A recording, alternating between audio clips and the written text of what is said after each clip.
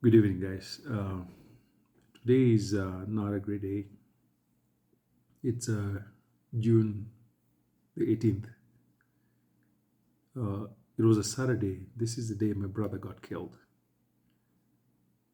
Really, one of the worst days of our lives. And I want to share this with you because some of you may be in a position to help prevent what actually happened to my family. And I hope if you're one of those people that finds themselves in a place where you are able to make a difference, you do so. Because my family went through one of the most horrific events you can imagine. And so I struggle. I struggle. April and June are very tough months for me personally and for my family as well. Reason being, it's kind of mixed because April is when my son was born. So it's a joyous moment. The first time I became a father, really joyous, and that is the month too that death really came as close as it has ever come in my life. I remember it was a Friday morning. I was working from home, sitting on my desk, and then I get a call from home. My sister just collapsed, and my siblings and my parents were running to the hospital frantically trying to help. And unfortunately, she didn't make it. Uh, she was in her 30s, very young woman with a beautiful daughter, and had all kinds of things to look forward to. Unfortunately, her case really was the quintessential, just the very definition of medical negligence. She had been unwell for a little bit. Just, as it is home, people sometimes feel bad and you hold on. And then she went to the hospital. And I remember we were chatting back and forth, doing a group chat with her. And as she was sitting in the doctor's office or the clinical officer in one of these facilities next to Kisumu Airport, I remember she said that the person who was attending to her was actually eating peanuts, not even looking at her. And this guy actually gave her a prescription on somebody else's name. She was incredibly sick. And the guy just brushed her off and sent her home. And at that time, we didn't know it, but she was so sick, she shouldn't have left the hospital. So she comes home and collapses. There's really nothing as tough as hearing all the horror that happens when a person is about to die and there's nothing you can do, and this is somebody you've known all your life. I could hear my siblings frantically running to the hospital, going to a nearby hospital and literally begging folks to help.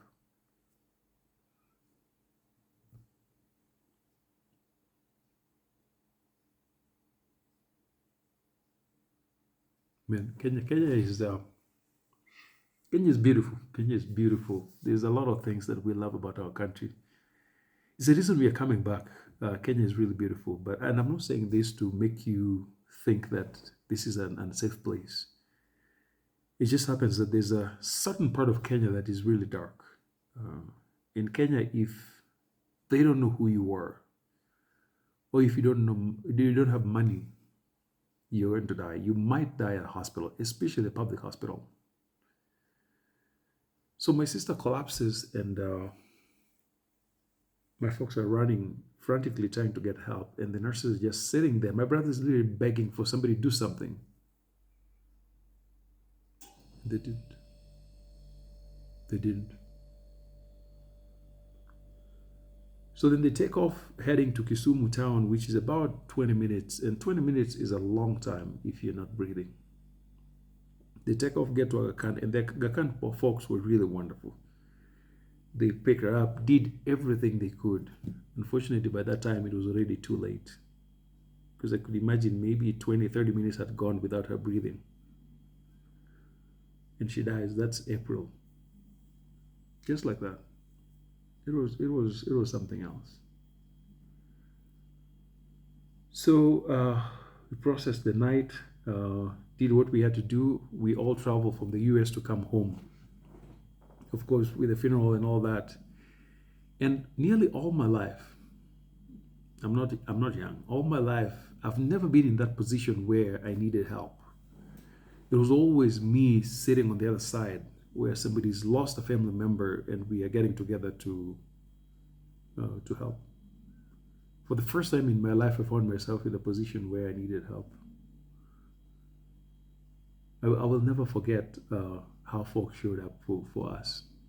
Friends and family, people rallied around us big time, big time. And I'm forever grateful.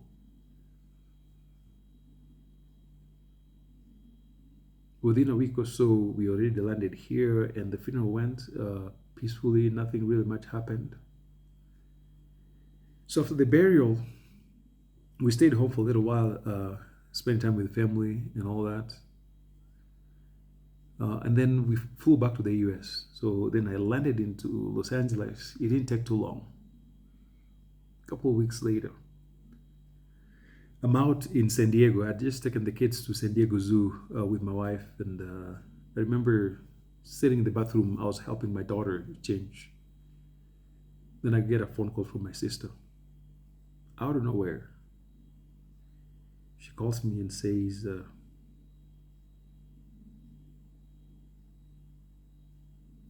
Dick is dead.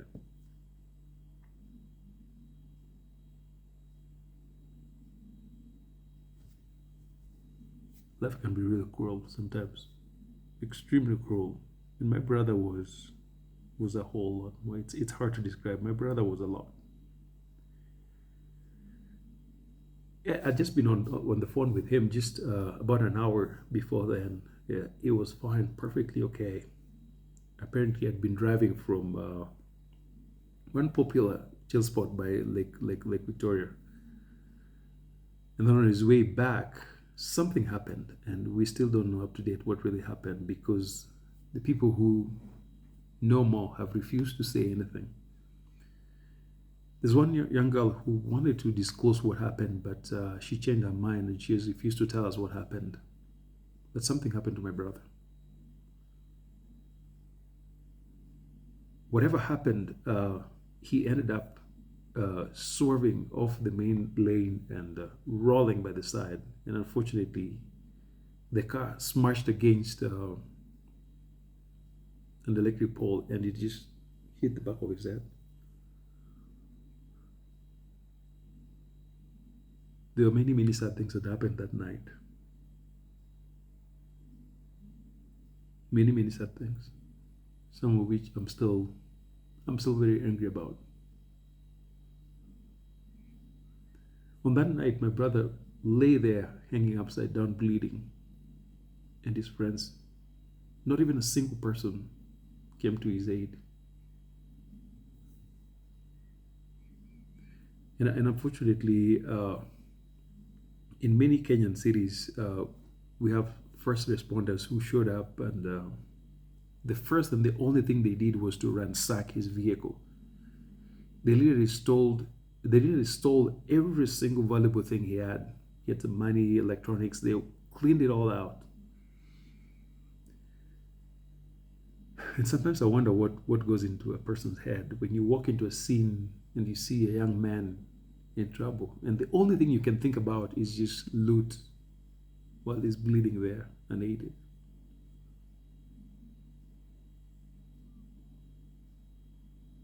Some of those young men, I still see them out in Kisumu sitting out there. Life has not changed. And I don't know how they go through life when you can do such a thing to a person.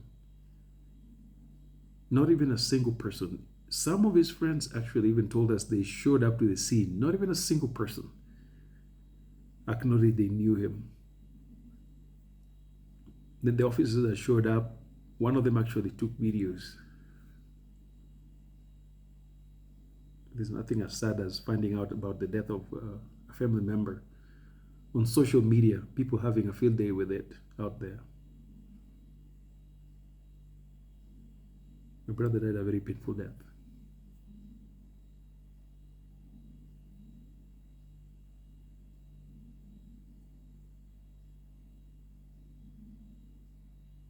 Dick was an amazing man. Dick was an amazing guy.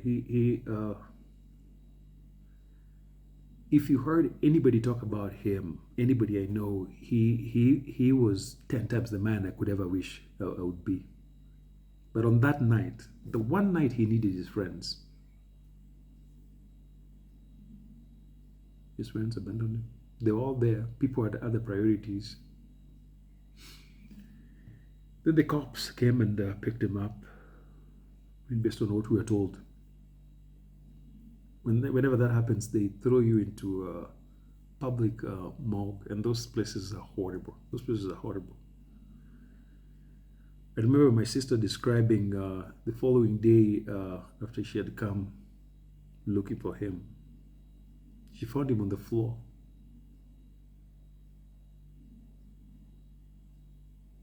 You can imagine.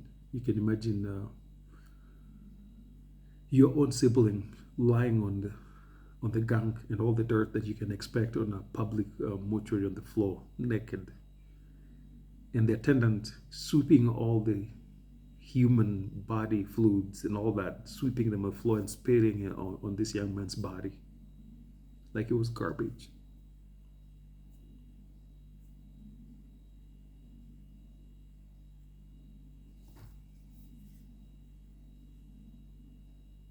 Humans can be cruel. It was literally the worst year of our lives. I know death is a part of reality, and we're all going to die someday. But you hope that on the worst day of your life, at least you would have some experience of humanity. My siblings had none of that. My sister didn't have any chance. My brother had none at all.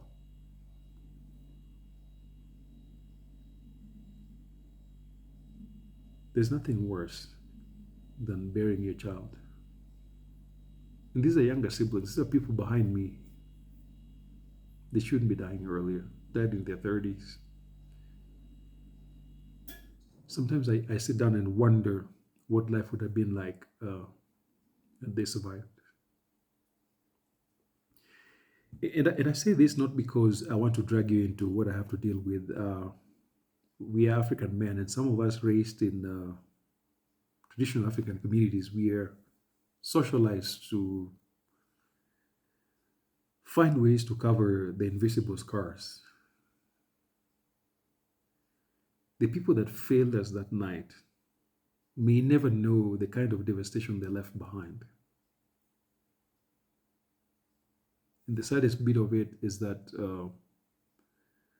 our family story is not unique. A lot of Kenyans go through that.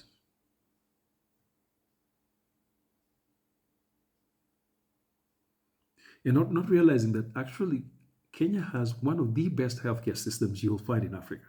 We have amazing hospitals. We have incredibly trained individuals. But there's a part of our world that can be really cruel.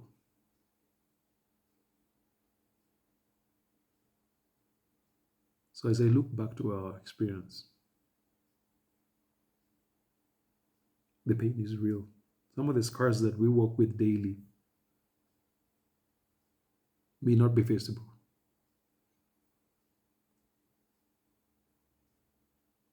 But I'm sharing this in hopes that if you find yourself ever in a position where your choices are going to influence somebody's life, I hope you do the best that day.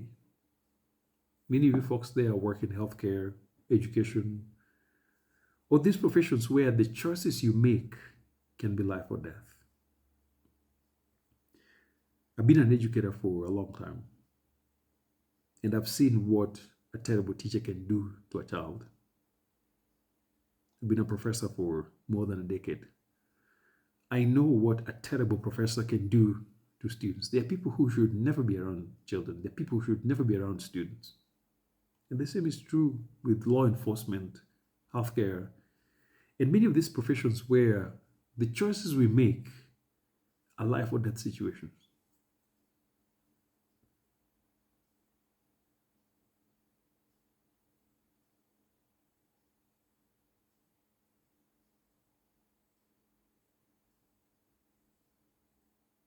We can do better, folks. We can do better. If you ever find yourself in that position, I hope you do better. And if you know somebody who is in a position to make a life or death decision, please tell them to do better, because you will never know the kind of pain you leave behind, the kind of devastation you leave behind. I remember people telling me that it'll be okay, that time heals everything. And maybe that is true for you or some other people. Maybe it is true. For me, it's different. The kind of pain I walk with, the kind of anger that I walk with is intense.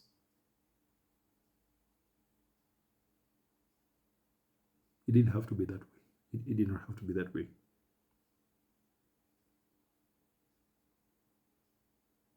I'm really committed to, I don't know how I'm going to do it, but I know I'm going to build a hospital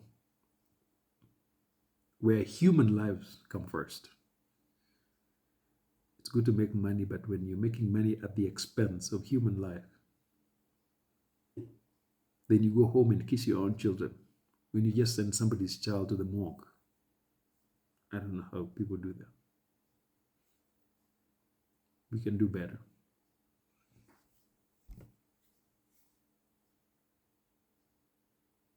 We can do better.